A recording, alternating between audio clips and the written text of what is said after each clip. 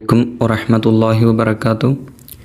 ഇന്ന് നമ്മൾ വീഡിയോയിൽ നോക്കാൻ പോകുന്നത് വാർഷിക പരീക്ഷയുമായി ബന്ധപ്പെട്ട 6ാം ക്ലാസ്സിലെ ഖുർആൻ ഹിഫ്ള് വിഷയത്തിൽ നിന്നും ഓതിപ്പിക്കുമ്പോൾ ശ്രദ്ധിക്കേണ്ട കാര്യങ്ങളാണ്. അപ്പോൾ ഖുർആൻ പരീക്ഷയ്ക്ക് അവർക്ക് നിയമങ്ങളും അതുപോലെ തന്നെ ഖുർആൻ ഹിഫ്ളിനൊക്കെ ശേഷം ദിക്റുകളൊക്കെ ചോദിക്കാറുണ്ട്. അപ്പോൾ അതിൻ്റെ വീഡിയോ നമ്മൾ മുമ്പ് ചെയ്തിട്ടുണ്ട് 2 പാർട്ടായിട്ട്. അത് കിട്ടാത്തവരുണ്ടെങ്കിൽ ഹിഫ്ള് എന്നോ അതല്ലെങ്കിൽ ഖുർആൻ ഹിഫ്ളിന് ശേഷമുള്ള ദിക്ർ ഒന്ന് സെൻഡ് ചെയ്യുമോ താഴെ കമൻ്റ് ഇട്ടാൽ മതി. അപ്പോൾ ഞാൻ ഇട്ടുതരാം. അതല്ലെങ്കിൽ താഴെ കമൻറ്റ് ബോക്സിൽ പിൻ ചെയ്ത് വെക്കുക. അപ്പോൾ നിങ്ങൾ ആദ്യമായിട്ടാണ് വീഡിയോ കാണുന്നതെങ്കിൽ താഴെ കാണുന്ന സബ്സ്ക്രൈബ് ബട്ടൺ ക്ലിക്ക് ചെയ്യുക. അതുപോലെ തന്നെ മറ്റുള്ളവരിലേക്കൊന്ന് ഷെയർ ചെയ്ത് കൊടുക്കുക. അപ്പോൾ ആദ്യമായിട്ടാണ് നിങ്ങൾ ഈ ചാനൽ കാണുന്നതെങ്കിൽ മറ്റുള്ള വിദ്യാർത്ഥികളിലേക്ക് പെട്ടെന്ന് തന്നെ ഷെയർ ചെയ്ത് കൊടുക്കുക.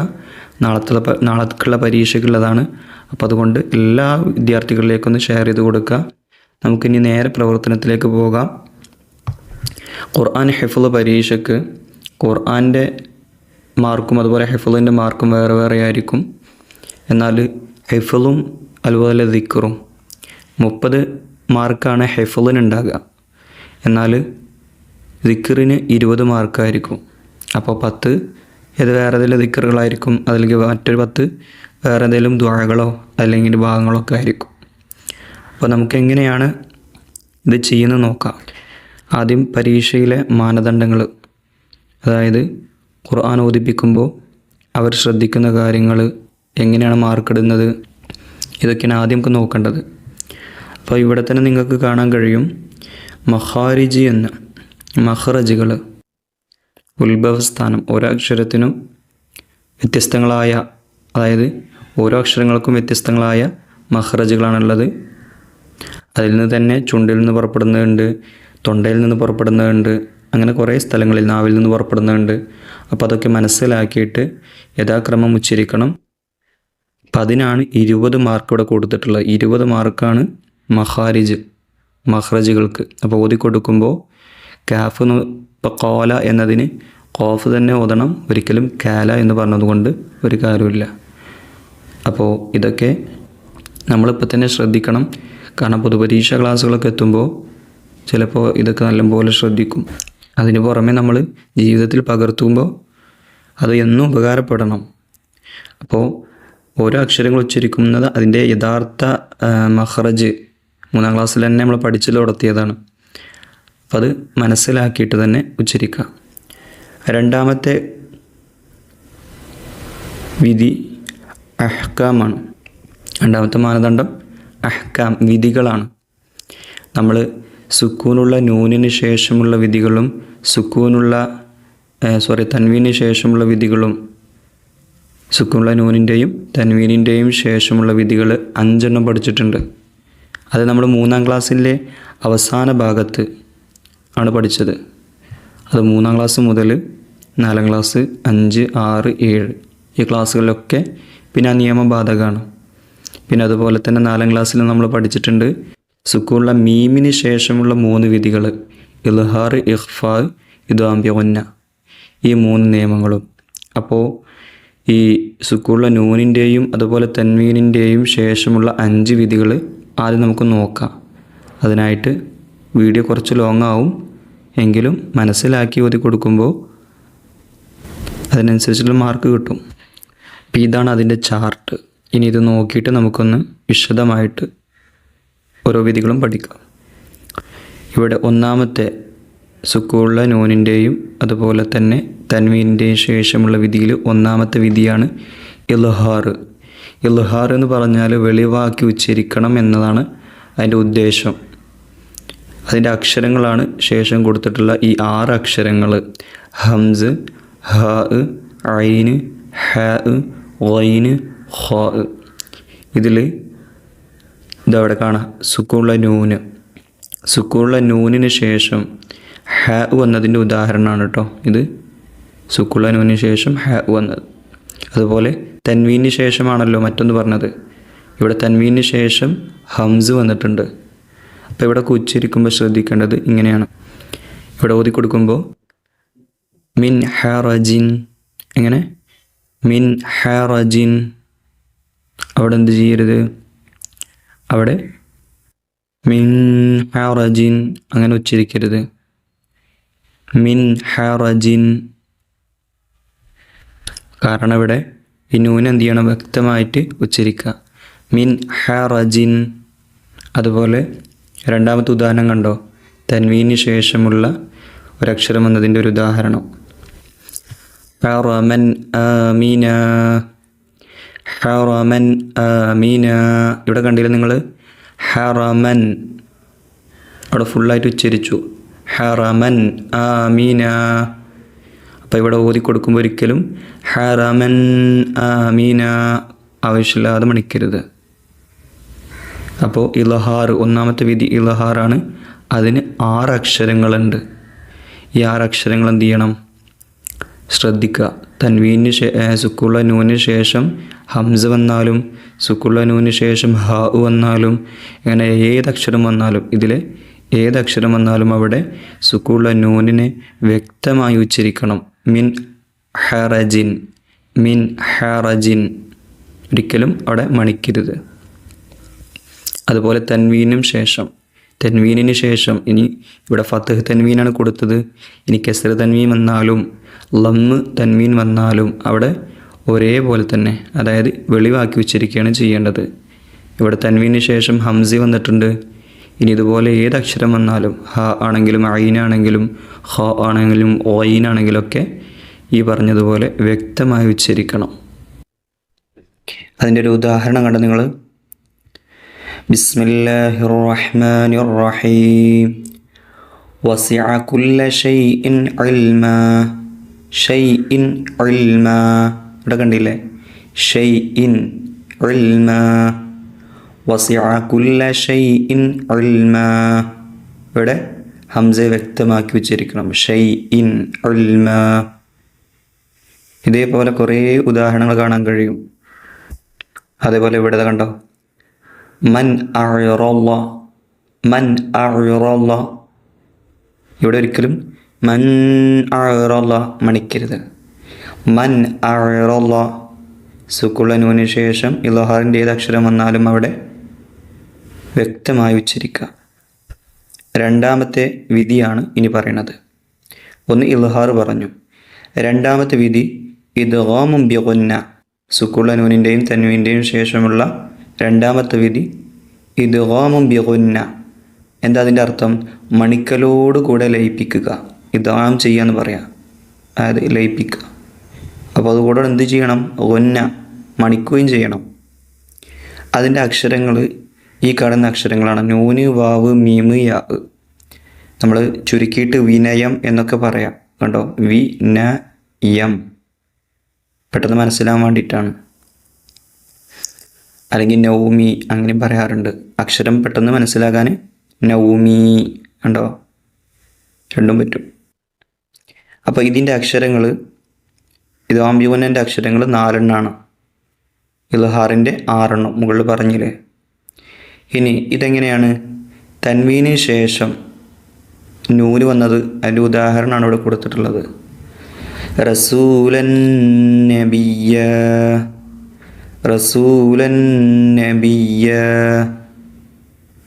ഇനി അതിൻ്റെ താഴെ നോക്കിയും സുക്കുള്ള നൂനിൻ്റെ ശേഷം ഒരു ഉദാഹരണം കൊടുത്തിട്ടുണ്ട്, വാവ് വന്നതിൻ്റെ. മ്യൂ വലിയൻ, മ്യൂ വലിയൻ. അവിടെ മ്യൂ വലിയൻ മണിക്കലോട് കൂടെ എന്ത് ചെയ്തു? ലയിപ്പിച്ചു. അപ്പോൾ സുക്കൂറുള്ള നൂനിൻ്റെയോ അല്ലെങ്കിൽ തൻവീനിൻ്റെയോ ശേഷം ഈ പറയപ്പെട്ട അക്ഷരങ്ങളിൽ ഏത് വന്നാലും അവിടെ ഇദ്ഗാം ബിഗുന്ന, മണിക്കലോട് കൂടെ ലയിപ്പിക്കണം. ഉദാഹരണം നോക്കാം. അതിൻ്റെ ഒരു ഉദാഹരണം ഇവിടെ കൊടുത്തിട്ടുണ്ട്. ഇവജൻ, ഇവജൻ വല. കണ്ടോ, ലാ തറാ ഫീഹാ ഇവജൻ വല, ഇവജൻ വല. ഇവിടെ തൻവീന് ശേഷം വാവ് വന്നു. അപ്പം അതുകൊണ്ട് അവിടെ ഇദ്ഗാം ബിഗുന്നയാണ്, മണിക്കലോട് കൂടെ ലയിപ്പിക്കണം. അതുപോലെ ഇവിടെ യൗമ ഇദിൻ യത്തബിഊന, യൗമ ഇദിൻ യത്തബിഊന, തൻവീന് ശേഷം യാ വന്നു. നൗമി, അതിലെ യാ കണ്ടില്ലേ? അതുപോലെ മറ്റൊരു ഉദാഹരണം ളുൽമൻ വലാ ഹളുമാ, ഇവിടെയും കണ്ടില്ല നിങ്ങൾ? ളുൽമൻ വലാ.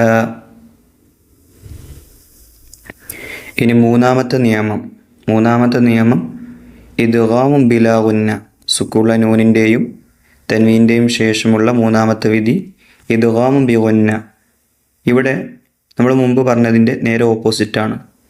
മണിക്കാതെ എന്ത് ചെയ്യണം? ലയിപ്പിക്കണം. മണിക്കാൻ പാടില്ല. നേരത്തെ പോലെ മണിക്കാതെയാണ്. നേരത്തെ മണിച്ചിട്ടുണ്ടായിരുന്നു. ഇനി ഇവിടെ മണിക്കാതെയാണ് എന്ത് ചെയ്യേണ്ടത്? ലയിപ്പിക്കേണ്ടത്. ഇദ്ഗാമും ബിലാ ഗുന്നക്ക് 2 അക്ഷരങ്ങൾ മാത്രമാണുള്ളത്. ലാമും അതുപോലെ റാവും, ഈ 2 അക്ഷരങ്ങൾ മാത്രം. നമുക്കൊന്ന് ഉദാഹരണം നോക്കാം. മാലല്ലുബദ, കണ്ടില്ല? അവിടെ മണിച്ചിട്ടില്ല, ലയിപ്പിച്ചു. മാലല്ലുബദ. അടുത്തത് മില്ലദുൻഹു,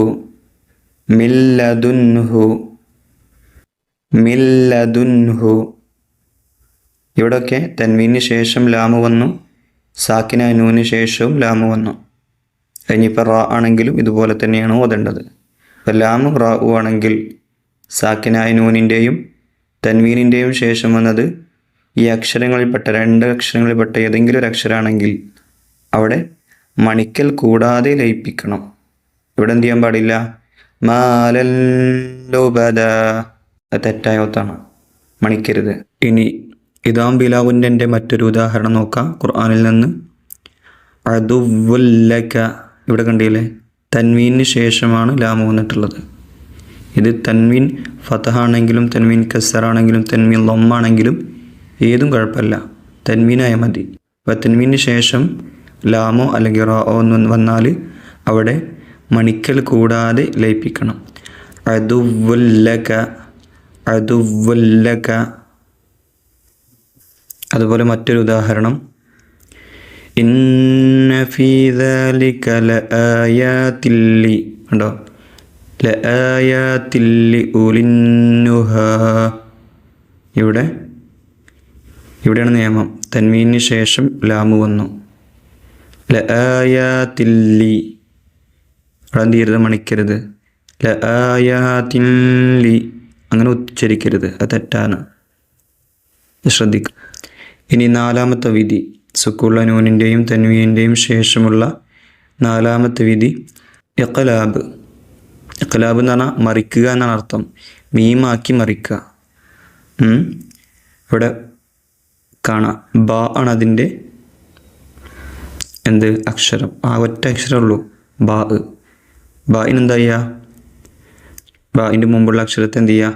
മീമാക്കി മറിച്ച് ഉച്ചരിക്കുക. ഇവിടെ ഉദാഹരണം കൊടുത്തിട്ടുണ്ട്. സുക്കൂള്ള നൂനിന് ശേഷം ബാ വന്നതായിട്ട് കാണാം. ഇവിടെ ഓതുമ്പോൾ മിൻ ബഅദിഹി,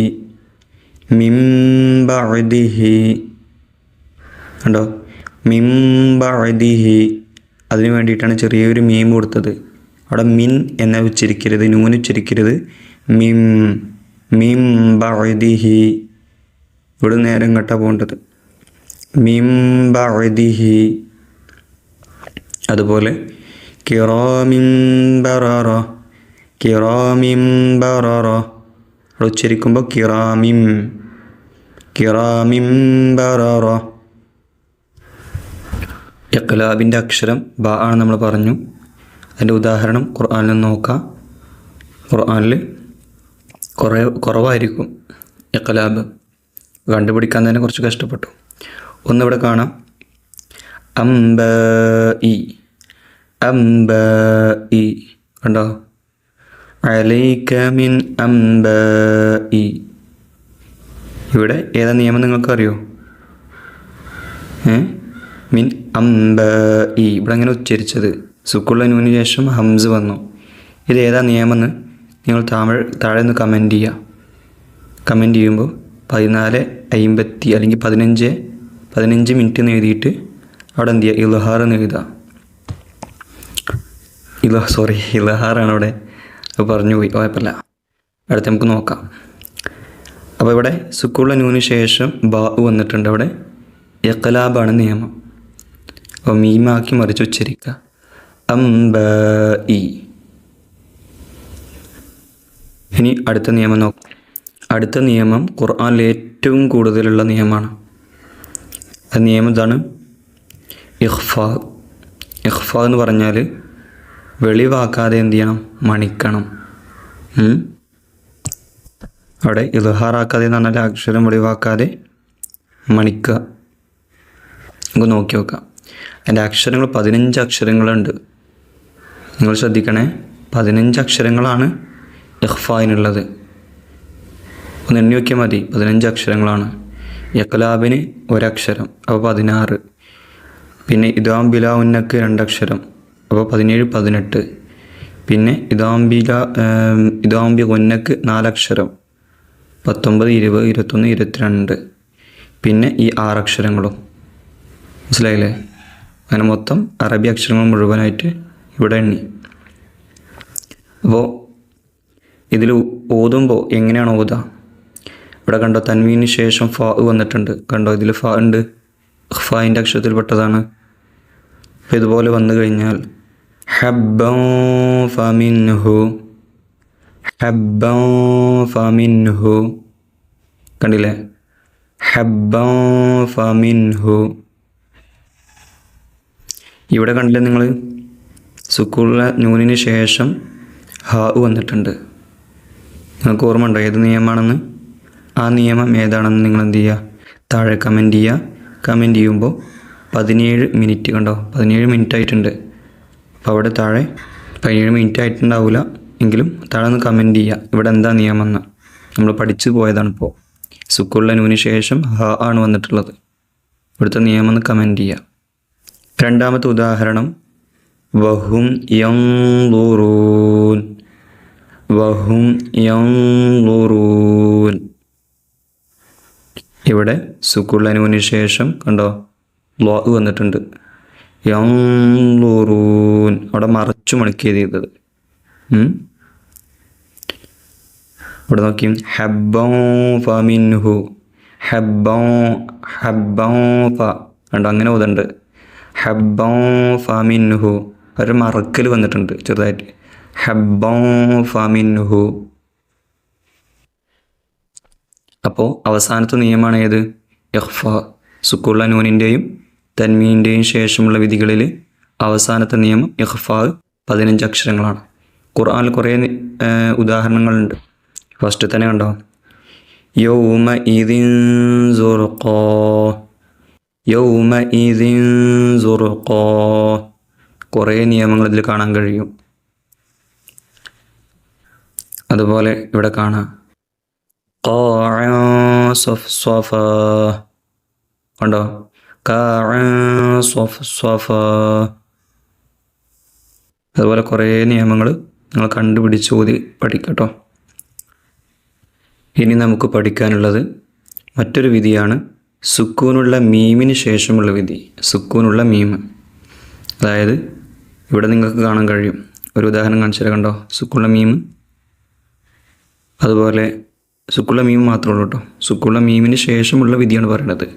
നമ്മൾ മുമ്പ് പഠിച്ചത് സുക്കൂള്ള നൂനിനും തൻവീനും ശേഷമുള്ള വിധിയാണ്. ഇവിടെ സുക്കൂള്ള മീം മാത്രം.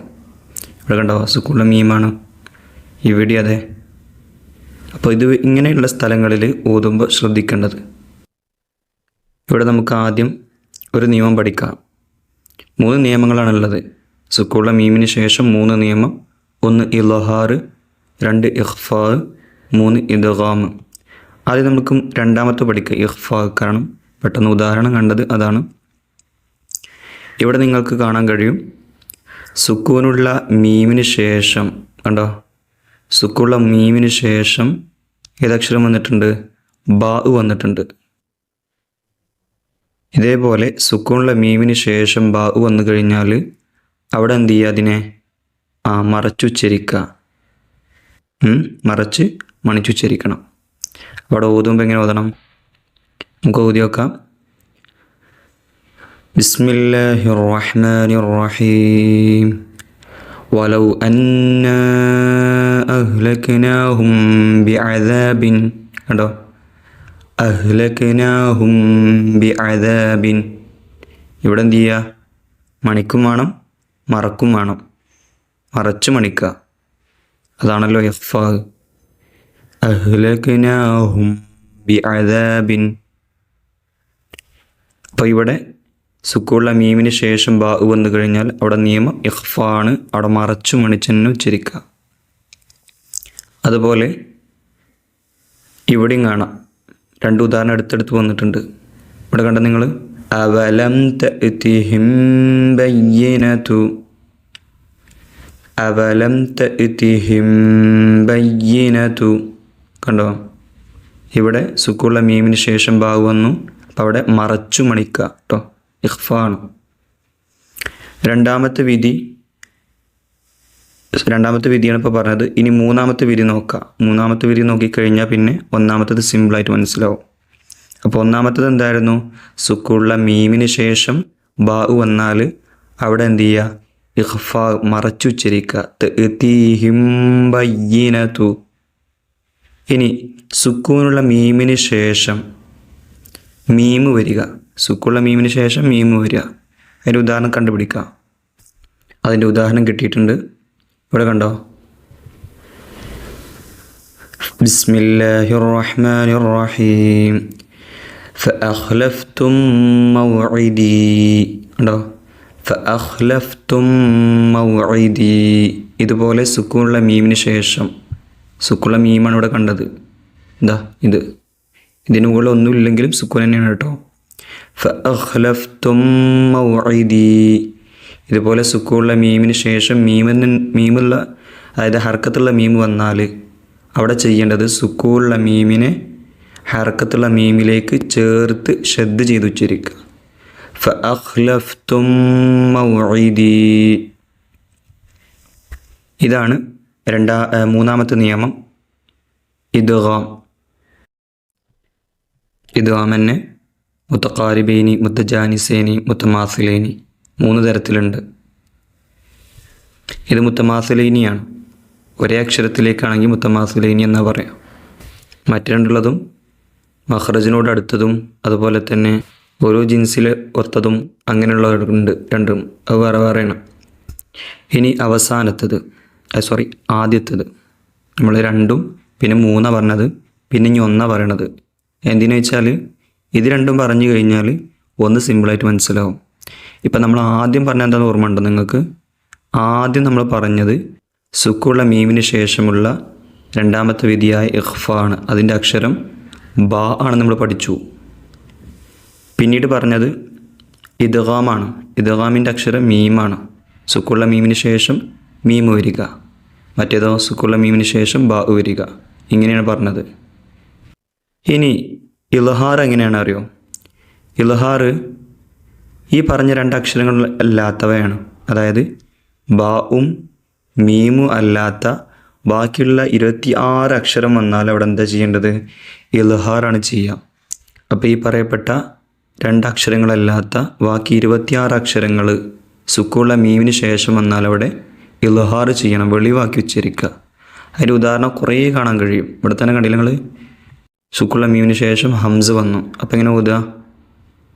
അവിടെ ഓതേണ്ടത് അറത്തും അൻ യഹില്ല, അറത്തും അൻ യഹില്ല. ഇവിടെ വെളിവാക്കണം, അറത്തും. അതുപോലെ ഇവിടെയും കാണുന്ന മിർ റബ്ബിക്കും ഫഅഖ്ലഫ്തും, മിർ റബ്ബിക്കും ഫഅഖ്ലഫ്തും. അതുപോലെ കുറേ കാണാൻ കഴിയും. ഇവിടെ വലഖദ് ഖാല ലഹും ഹാറൂനു, ഖാല ലഹും ഹാറൂനു. അവിടെ മീമിനെ വ്യക്തമായി ഉച്ചരിക്കുക, ലഹും ഹാറൂനു. അപ്പോൾ ഇതൊക്കെയാണ് സുക്കൂനുള്ള മീമിൻ്റെ ശേഷമുള്ള 3 വിധികൾ. ഒന്നാമത്തത് ഇൽഹാർ, രണ്ടാമത്തത് ഇഖ്ഫാ, മൂന്നാമത്തത് ഇഖ്ലാബ്. ഇദ്ഗാം ബിഗുന്ന, ഇദ്ഗാം വേറൊന്നുമില്ല കേട്ടോ. ഒന്നാമത്തത് ഇൽഹാറും രണ്ടാമത്തത് ഇഖ്ഫാവും മൂന്നാമത്തത് ഇദ്ഗാമുമാണ്. ഇങ്ങനെ 3 നിയമങ്ങളാണ് സുക്കൂനുള്ള മീമിന് ശേഷമുള്ളത്. അപ്പം നമ്മൾ നിയമങ്ങളൊക്കെ പഠിച്ചു അല്ലേ? രണ്ടാമത്തെ നിയമങ്ങളായിരുന്നു പറഞ്ഞിരുന്നത്. നിയമങ്ങൾക്ക് 20 മാർക്കാണുള്ളത്. അപ്പോൾ ഈ പറഞ്ഞ നിയമങ്ങളൊക്കെ ശ്രദ്ധിക്കുക. അതിന് പുറമെ വേറെ നിയമങ്ങളുണ്ട്. നിയമം എന്ന് പറഞ്ഞാൽ വഖഫ് ചെയ്യുമ്പോഴുള്ള കാര്യം, അത് അടുത്തതിൽ പറയുന്നുണ്ട്. ഇവിടെ കാണാം വഖഫും ഇബ്തിദാവും രണ്ടും വ്യത്യാസമുണ്ട്. വഖഫ് എന്ന് പറഞ്ഞാൽ നിർത്തുക.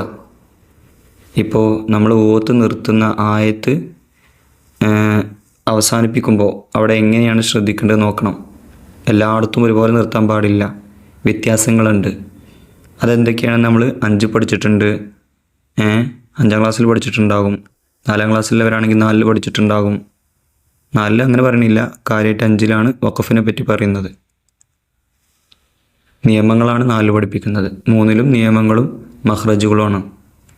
അപ്പം ഇവിടെ വഖഫ് നിർത്തുന്നതും അതുപോലെ തന്നെ ഇബ്തിദാവും തുടക്കവും, ആയത്ത് തുടങ്ങുമ്പോഴും അതുപോലെ തന്നെ വഖഫ് ചെയ്യുമ്പോഴും ശ്രദ്ധിക്കേണ്ടത്. ഇതിനൊക്കെ 5 മാർക്കുണ്ട് കേട്ടോ. 5 മാർക്കാണ് തുടങ്ങുന്നതിനും അവസാനിപ്പിക്കുന്നതിനും. തുടങ്ങുമ്പോൾ വേറെ കാര്യങ്ങൾ ശ്രദ്ധിക്കണം. ഓത്ത് തുടങ്ങുമ്പോൾ അഊദൊക്കെ ഓതുക, അഊദും ബിസ്മിയൊക്കെ ഓതി തുടങ്ങുക. അതും ചിലപ്പോൾ ശ്രദ്ധിക്കും. അതുപോലെ ഇബ്തിദാ വഖഫ് ചെയ്യുമ്പോൾ സദഖല്ലാഹുൽ അലിയുൽ അലീം അവസാനം ഓത്ത് നിർത്തുകയാണെങ്കിൽ അങ്ങനെ ചൊല്ലുക.